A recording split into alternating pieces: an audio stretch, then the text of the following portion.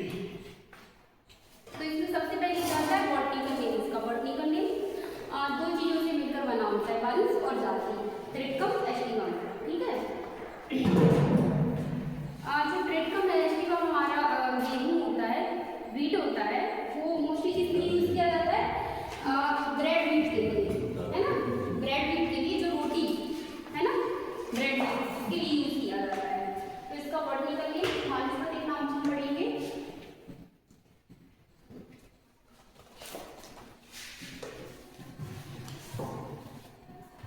वानस्पतिक नाम Triticum aestivum.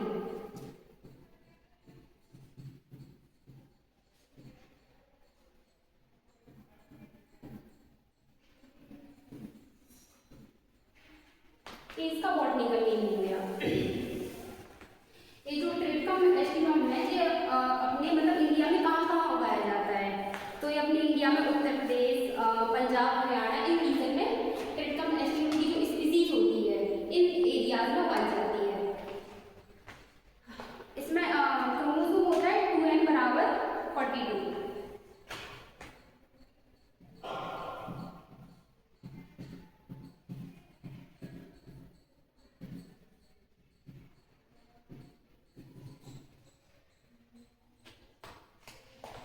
अब आता है इसका कुल, कि कौन से कुल से आती है। जब इसका क्लासिफिकेशन करते हैं, बॉटनिकल क्लासिफिकेशन, तो इसका बॉटनिकल नेम आ गया, फिर उसके बाद आता है कुल। तो कौन सी कुल से आती है? घास कुल से आती है, ग्रैमिनी पोएसी, जिसे ग्रैमिनी भी कहते हैं और पोएसी भी कहते हैं।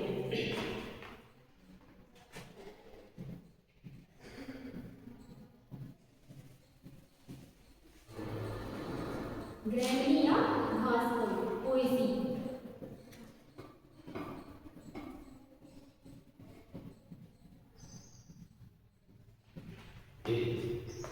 अब इसका उत्पत्ति स्थान देखते हैं, ओरिजिन। तो इसका ओरिजिन किस एरिया को मानते हैं जहाँ पे इसकी जंगली वैरायटी सबसे ज्यादा पाई जाती है? जिस एरिया में उसे इसका ओरिजिन प्लेस मान लिया जाता है वैज्ञानिकों ने। तो इसका ओरिजिन प्लेस है दक्षिण पश्चिमी एशिया। ठीक है, ओरिजिन दक्षिण पश्चिमी एशिया।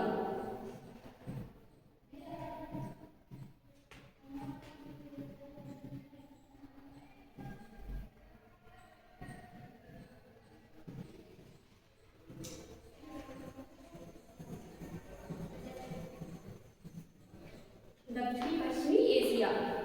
अब इसका पढ़ते हैं जियोग्राफिकल डिस्ट्रीब्यूशन, कि मतलब पूरे मतलब एरिया, पूरे वर्ल्ड वाइड, मतलब ये कहाँ कहाँ उगाया जाता है। ठीक है, तो wheat is grown world wide, मतलब पूरे मतलब अपने इंडिया में भी उगाया जाता है और इंडिया के बाहर भी इसका उत्पादन होता है।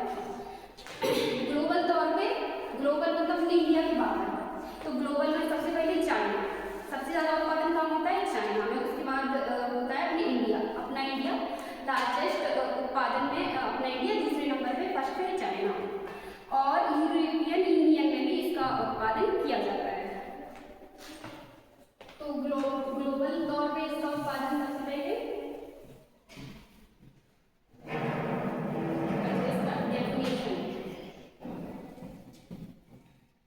Global distribution.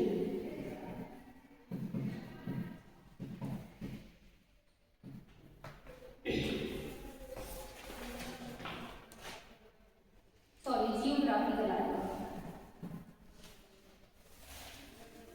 मूव करो तुम। जियोग्राफिकल डिस्ट्रीब्यूशन तो ग्लोबल तौर पे आएगा, पहला हमारा चाइना हो गया, उसके बाद आएगा हमारा इंडिया। चाइना अपना फर्स्ट है और सेकंड नंबर पे उत्पादन है अपना इंडिया। ठीक है, अब इन इंडिया में सबसे ज्यादा प्रोड्यूस कहाँ होता है गेहूं? तो सबसे ज्यादा होता है उत्तर प्रदेश। उत्तर प्रदेश में गेहूं का उत्पादन होता है अपने पूरे इंडिया में, और उत्तर प्रदेश के बाद होता है पंजाब, हरियाणा। ठीक है, तो इन इंडिया में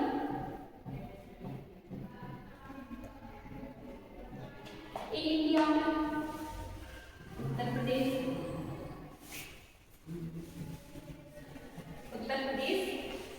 पंजाब,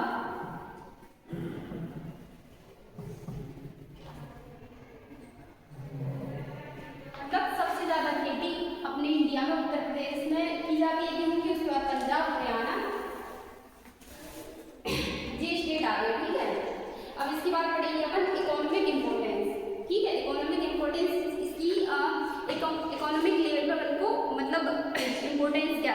हमारे उसमें। तो इकोनॉमिक गोल्स ऑफ वीट, तो फूड सिक्योरिटी, गेहूँ में कार्बोहाइड्रेट पाया जाता है, प्रोटीन पाया जाता है, तो ये फूड सिक्योरिटी के तौर पर हमारे लिए उपयोगी है, ठीक है। फिर इसका ग्लोबल ट्रेड,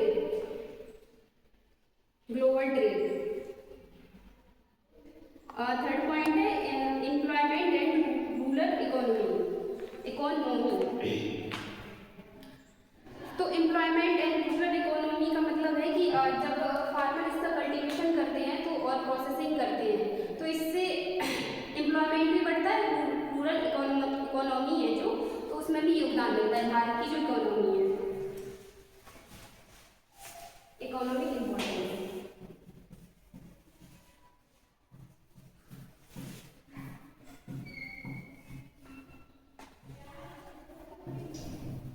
हमारे भारत की इकोनॉमी में इसका क्या योगदान रहता है, तो फूड सिक्योरिटी के तौर पे रहता है, क्योंकि इसमें सबसे ज़्यादा क्या पाया जाता है, कार्बोहाइड्रेट और protein. Global trade,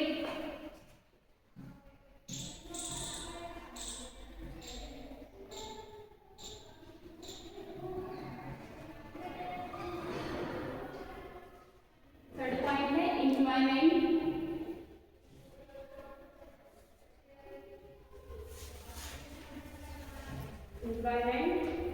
and rural economy.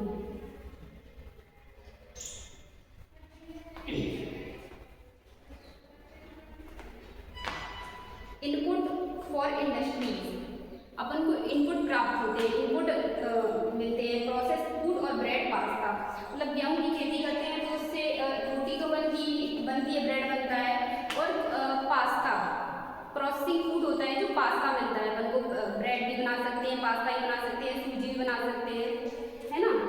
अच्छा, इसमें एक और पॉइंट है, इसमें जो प्रोटीन पाई जाती है, ग्लूटिन नाम की प्रोटीन पाई जाती है, इसी जो ग्लूटिन प्रोटीन होती है ना इसमें, इसी की वजह से रोटी में जो फूलने का गुण है ना, ग्लूटिन प्रोटीन की वजह से पाया जाता है। अगर इसमें ग्लूटिन प्रोटीन नहीं होगी ना वीट में तो अपनी रोटी फूलेगी नहीं, प्रोटीन की वजह से ही, ग्लूटिन प्रोटीन की वजह से ही हमारी जो रोटी फूलती है ना, उसी वजह से उसमें ये गुण पाया जाता है, ठीक है।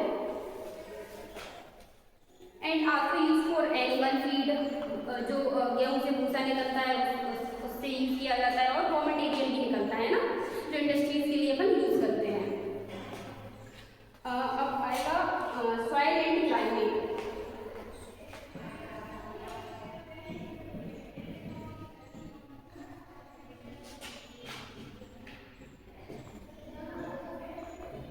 मतलब इसके लिए कौन सी सॉइल और कैसा वातावरण चाहिए, मतलब किस सॉइल में अपन ऐसे मतलब इसको ग्रो कर सकते हैं और कैसे वातावरण में।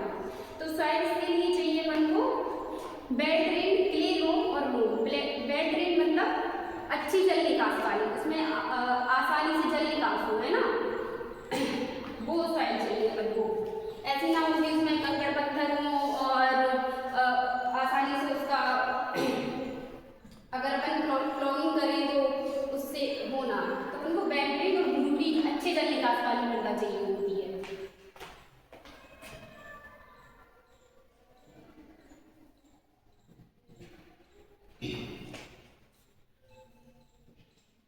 बेड ड्रेन, क्ले लोम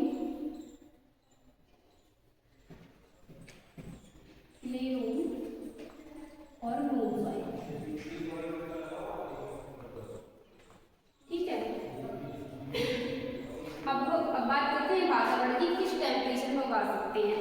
तो वैसे तो ऐसे मतलब जब अपन सॉइल में अपन मतलब बुवाई करते हैं तो उसके लिए अलग टेम्परेचर चाहिए पड़ता है, फिर वो थोड़ी सी और नेचुरल स्टेज पे आता है, जब उसमें बालियाँ बनने लगती है, गांठ बनने लगती है तो उसमें अलग, और जब परिपक्व स्टेज पे आ जाता है ना तब अलग टेम्परेचर। तो टेम्परेचर उसकी स्टेज के अकॉर्डिंग अलग अलग चाहिए पड़ता है, उसकी डिमांड अलग अलग रहती है। तो बेसिकली इसका टेम्परेचर 15 to 25 डिग्री सेल्सियस मान लेते हैं, है ना।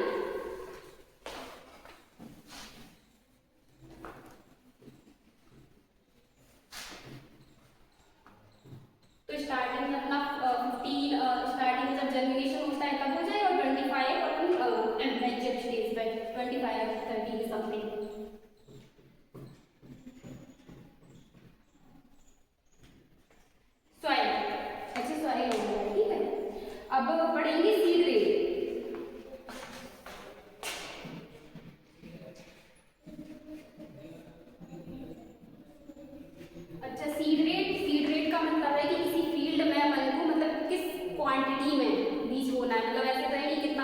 कि अपन सीधा फील्ड में ऐसा मतलब डाल दें, ऐसा तो नहीं है ना। मतलब सीड रेट एक निश्चित क्वांटिटी होती है, उसे सीड रेट कहते हैं, वो अपन फील्ड में सोइंग करने के लिए लेते हैं। तो ये बिटवीन होता है 100 to 125, 100 से 125 किलोग्राम पर हेक्टेयर। एक हेक्टेयर के खेत में 100 से 125 किलोग्राम लेते हैं। ये भी डिपेंड करता है अलग अलग वेराइटीज पे। अगर आपने मतलब जल्दी बुवाई कर दी तो कम सीड लगता है, और लेट बुवाई करी तो ज़्यादा सीड लगता है। अगर आपकी हाइब्रिड वेराइटीज़ है तो कम सीड लगेगा, और अगर सिंचाई की आपके एरिया में सिंचाई की कोई सुविधा नहीं है तो आपको ज़्यादा सीड की ज़रूरत पड़ेगी। तो ये भी मतलब अलग अलग डिपेंड करता है, अलग अलग जैसे आप इन्वायरमेंट इफेक्ट होता है सॉइल पे कि आपके एरिया में कैसी सॉइल है। तो ये भी approx 100 to 125 kilogram per hectare.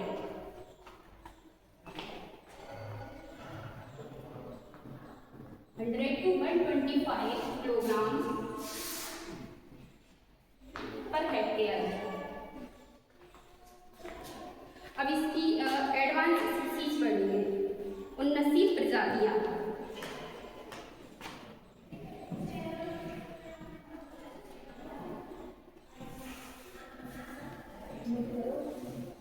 Main इसकी 2 स्पीसीज होती हैं, ठीक है। एक तो ट्रिटिकम एस्टिवम बता दिया था, और दूसरी होती है ट्रिटिकम ड्यूरम, ठीक है। ट्रिटिकम एस्टिवम कॉमनली यूज होती है ब्रेड मीट के लिए, और ट्रिटिकम ड्यूरम जो होती है वो होती है पास्ता वगैरह के लिए। ट्रिटिकम एस्टिवम का यूज ब्रेड, केक्स और जो फ्लोर आटा है ना, जो अपन मतलब रोटी घर में यूज करते हैं, वो फ्लोर आटा भी ट्रिटिकम एस्टिवम। क्या हुआ?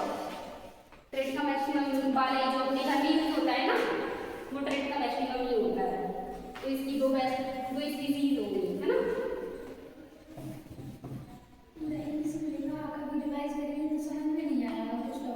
हम समझा रहे हैं, आपको समझा रहे, एक बार लिख ले, फिर हिंदी में कैसे समझा रहे हैं ना। जी तो कुछ टर्म आपको इंग्लिश में ही रहेंगे, है ना।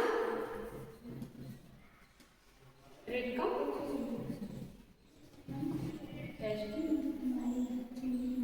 एस्टिवम और ट्रिटिकम ड्यूरम। ट्रिटिकम जी अपना होता है के लिए ब्रेड मीट के लिए।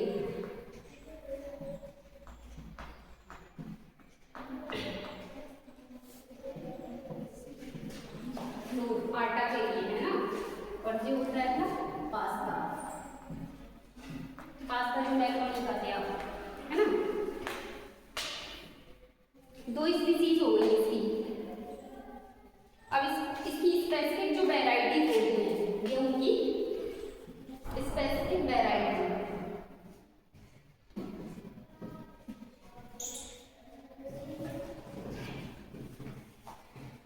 गेहूं को अपन ग्रो करते हैं तो उसकी अलग अलग वेराइटी होती है कि ये कम समय में मैच्योर हो जाती है, इसको ज़्यादा टाइम लगता है, कम पानी में हो जाती है ये वेराइटी, और इसको ज़्यादा पानी लगता है ना। तो अलग अलग वेराइटीज़ होती हैं। जैसे कोई भी अपन चीज़ लेते हैं तो उसमें अलग अलग वेराइटी को दुकान पे देखते हैं तो इसके भी अलग अलग नाम होते हैं ना, वेराइटीज़ होती हैं। तो अपनी पढ़िए हो गई सरबती, लोकवान, सोनालिका, और जो न्यूली वेराइटीज है DVW 296, 296 ये वेराइटीज है। कभी cross wheat,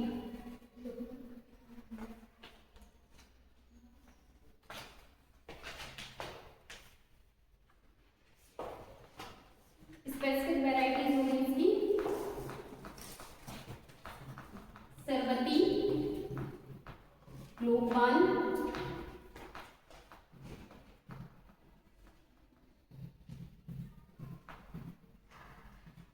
Sonalika, DVW 296।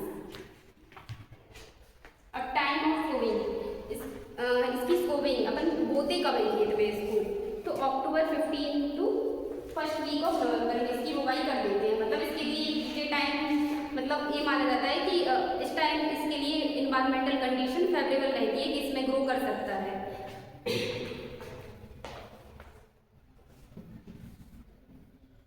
Hindi में टाइम, टाइम ऑफ सोइंग, बुआई का समय।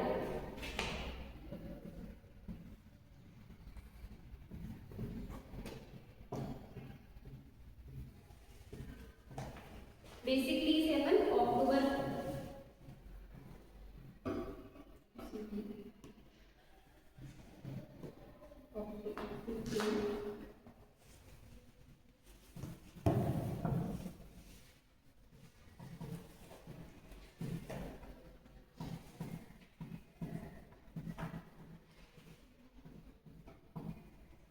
तो अपन October 15 to first week of November अपन वो देते हैं, ठीक है।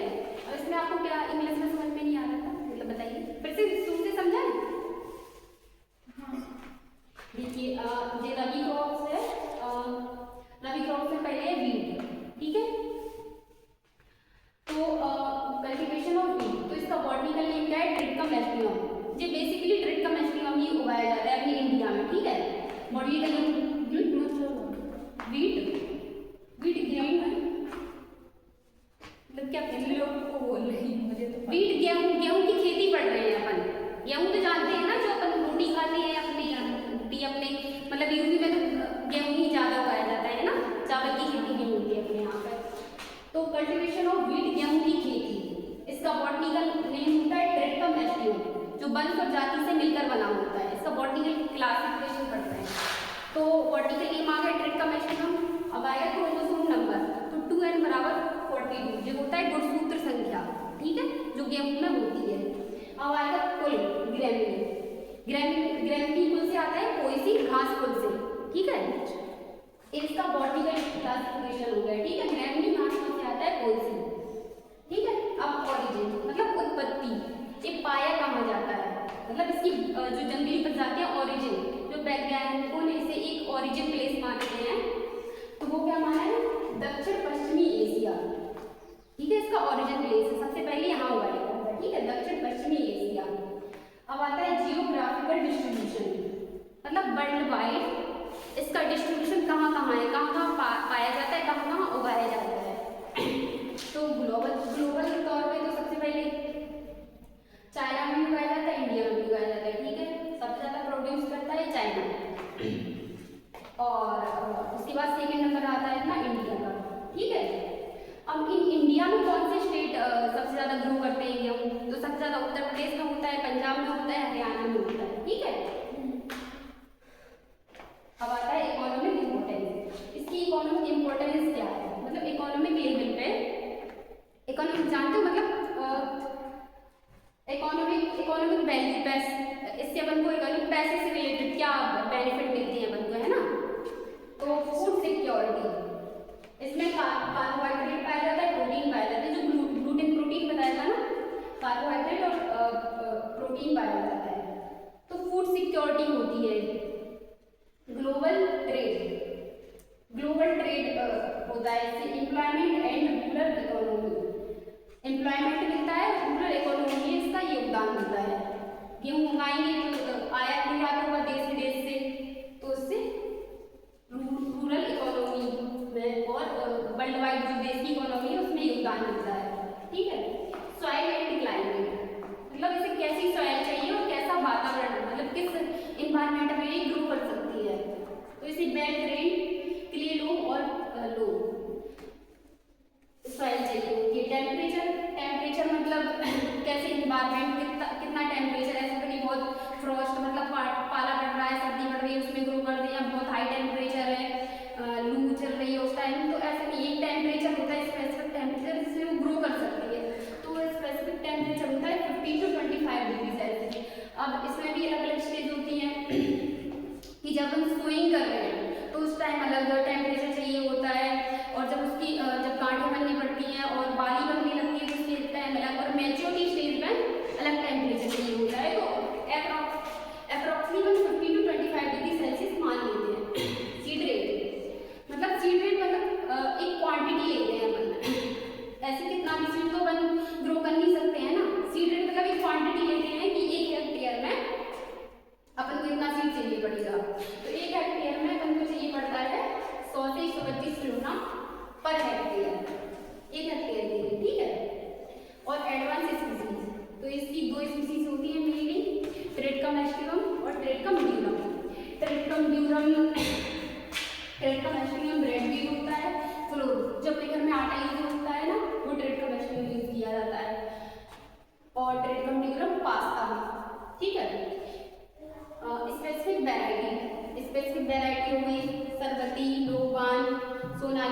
BW296।